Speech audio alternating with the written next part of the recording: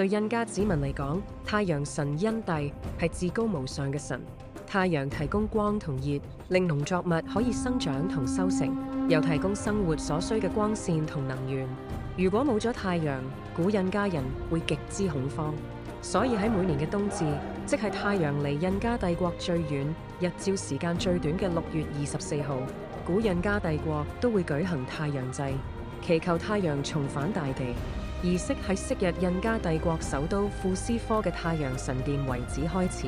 由著住華麗古裝嘅侍女同雄偉嘅軍隊捧住獻俾太陽神嘅美酒佳肴走到最前，其他大臣、貴族、祭司以及最後坐喺轎上面嘅皇帝同皇后陸續登場。祭祀隊伍伴隨住古典印加音樂，慢慢前進到中央廣場，並宣讀禱文。時至今日，每年6月24號嘅年度盛事太陽祭，昔日印加帝國首都庫斯科都會陷入狂歡，上千名身穿華麗古裝嘅表演者重現昔日對太陽神恩帝嘅崇高祈求。